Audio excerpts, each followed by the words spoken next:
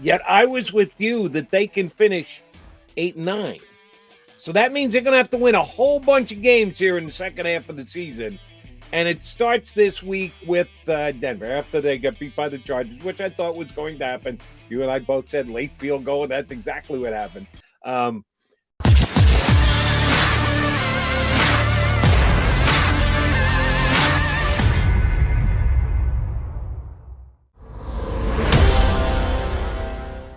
Hour number 2.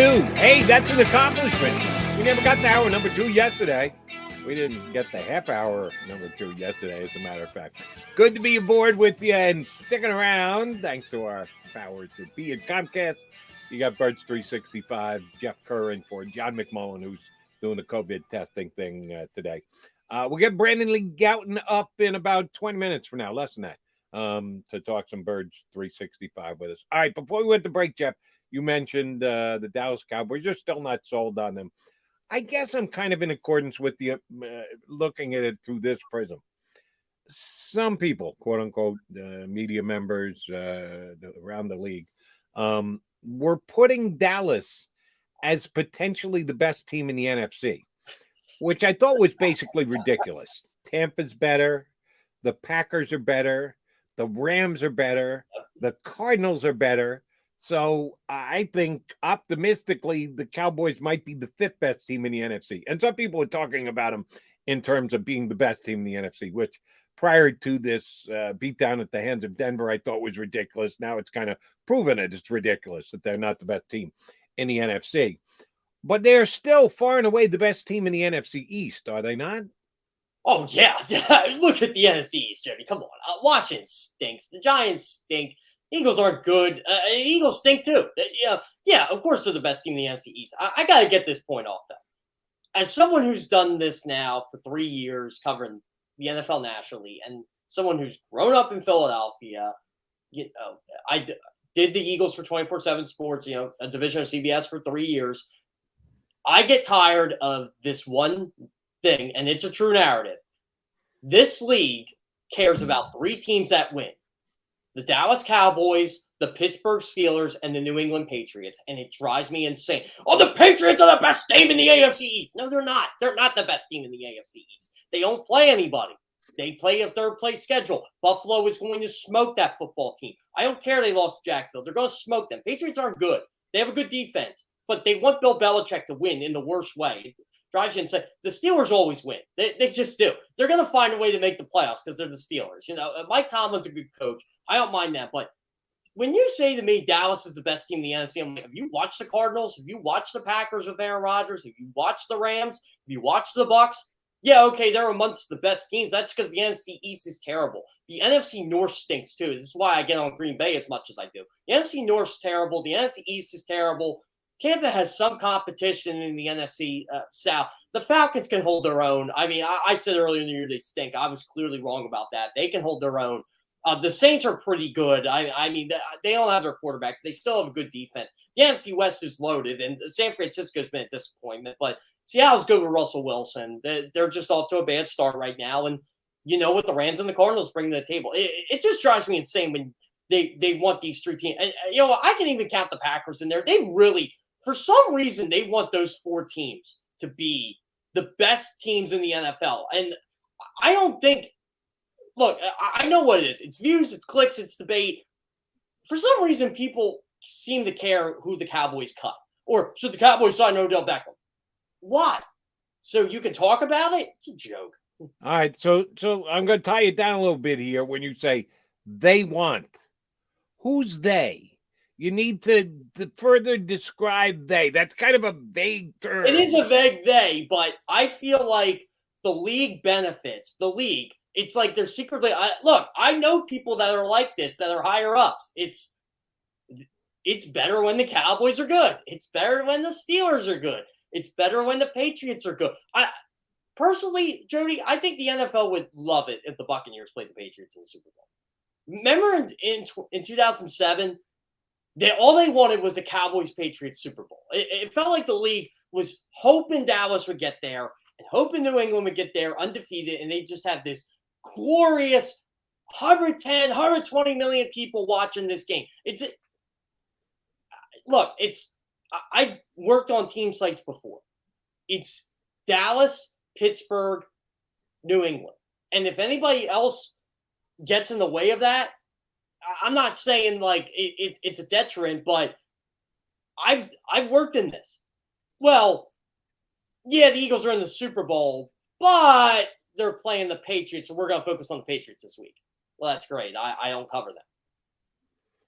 All right, so you're calling the media in general on the carpet, but It's in general. Yes, it's not anywhere. It's not where I work. It's everywhere. It's they're more of a talk. Look at First Take, for example. Perfect example. First Take. Yeah, but that's a whole. Yeah, I know. It goes back to Skip Bayless Cowboy thing and Stephen A. He kind of got sucked into that. I'll cut Stephen A. a little slack on that one on the Cowboys. Now he plays it to the ultimate hilt. Is excellent at what he does. Yeah. He is. I actually admire Stephen A. because he's not falling into the trap. He's just helping he's a good journalist. I'll say that. He knows how to play the game. All right. I do want to get into this with you, and I want to carry it over with BLG as well. Before the year started, I'm pretty sure you were on the same page in the same neighborhood, maybe on the same pew as McMullen and I. What was your expectation for the Eagles and how it equated to their one-loss record? What do you think the Eagles were going to do before the year started? So I had them ending up at 8-9. I think through 9 games, I had them at 4-5. I didn't think the Chargers were going to be as good as they were. I think the only mix I had, I had them beating Vegas, but I didn't think Vegas was going to be what they were right now, 5-3. I mean, it looks really bad now. They lost the Giants, but again, you're going at least, and I still don't know how they lost that team. It's an impressive win by the Giants, honestly, but I had them at pretty much what I didn't have them at 3-6, but I thought they'd be 4-5 right now. I thought this Denver game would be tough for them going in. Again, this is about where I thought they'd be. Like I did not have playoff expectations. I didn't think the NFC was going to be as bad as it was after the top 5 teams, but it is what it is right now, Jody. Actually, I thought they're going to be worse than they have been at 3-6. I thought they could be very well 2-7 because the Carolina game was a game I had as a loss before the season started, and they ended up winning that. I'm 8-1 on the Eagles predictions from the beginning of the season and in season as well. I've not changed my mind on these.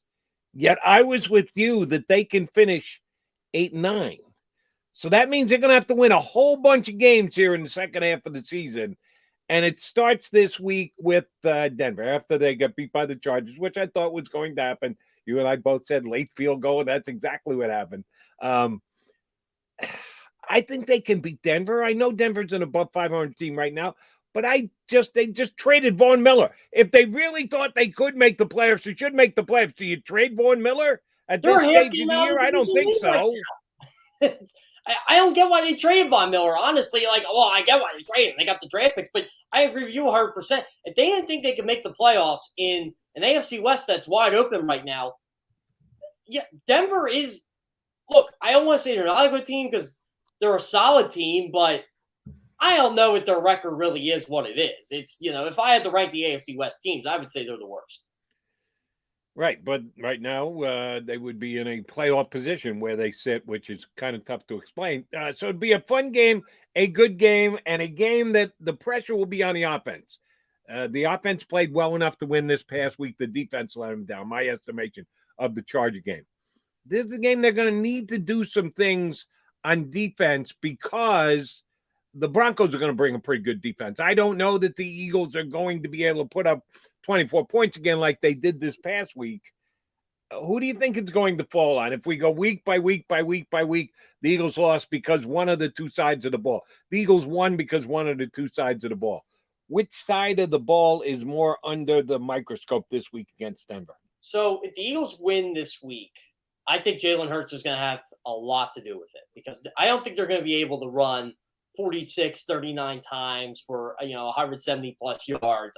I don't think that's going to happen against this Denver defense. Jalen Hurts is going to have to make plays with his arm at some point in this football game. And if he can do that, and if they can get to the ball to Devonta Smith and Dallas Goedert and kind of use the run the step of play action like they've been doing. Like, I'm not saying run the ball a lot, but Jalen Hurts makes the throws he needs to make. I think the Eagles will win this game. And, it's cliche, but it is what it is. I mean, at some point, you're going to have to find out if this quarterback can make throws or not. And I think Sunday is a good opportunity for him. And if the Eagles lose, I'm not saying it's going to fall on Hurts, but Hurts needs to find a way to get this team 24 points again. If they can do that, I think they come away with a win. So I'm going to put the pressure on the offense. And I said this on both my WIP shows Monday and Tuesday night, and I said it in our shortened 365 show here yesterday before we had Comcast interrupt us. While I'm going to give Nick Sirianni credit for both of the two performances the last 2 weeks, the big win, easy win, Lions stink against Detroit, but then a good enough drive late, get it even, 6 minutes left to play, you're even with a pretty talented Charger team. That's a good job out of the offense. I still don't think, although people are giving him a lot of credit because he leaned on the running game when he had the opportunity to do so in Detroit, he did. He made it work. They got an easy win. It came in this week looking as if running the football would be a good idea again because the Chargers were bad at it. He did. He kept them very much in the game. Yeah. But then again, Jalen Hurts only threw it 17 times. I still think he's looking for that perfect balance, even though he's taken less grief the last 2 weeks, because I think the Eagles generally as a fan base like to run the football, that they're not afraid to go ground and pound and physically win a football game. And they've done that specifically last 2 weeks. I don't think he's found the perfect balance yet. Do you? I don't think he has. I just think the last 2 weeks he looked at bad run defenses and said, you know what? We got to run the football here. I got to do what I can to win football games, which is what he should do as an NFL head coach. It's why I've kind of turned around a little bit on Nick Sirianni. I still get along for a lot of stuff, but I mean, he's run the football very effectively, and he's done what you should do when you face bad run defense. But you're right. I think he's looking for that back. Jalen Hurts should not be throwing the ball only 14 or 17 times, but that's how it's been the last 2 weeks. It is what it is. I don't think the Eagles are disguising Jalen Hurts' inabilities or anything like that. I think what they're doing is, look, this gives us the best chance to win games, and they could have come away with a win over the Chargers. I mean, honestly, Jody, the Eagles, they killed the Lions doing that strategy, and they almost beat the Chargers doing that. A much better football team than the Lions. Now you got Denver coming in who can stop the run. This is where I think you might find that more of a healthy balance. I don't think Nick Sirianni wants Jalen Hurts to throw the ball 35, 40 times Sunday. But if he can throw it 25, 30, I think Nick would be pretty happy with that. I'm not sure they found that perfect balance yet. Maybe this is the week. I don't think you're going to see him revert to, as you say, 35 plus times. That's not going to happen, even though it looks like Denver might be a team you could throw the ball against. No, their secondary is pretty damn good. They're going to need to run it again, but I just like to see a little bit more play action stuff this upcoming week against Denver. We'll talk about the game against the Chargers, the game against Denver, and the whole rest of the season with our next guest, BLG, Brandon Lee Gouton from Bleeding Green Nation, going to hop aboard here on Birds 365.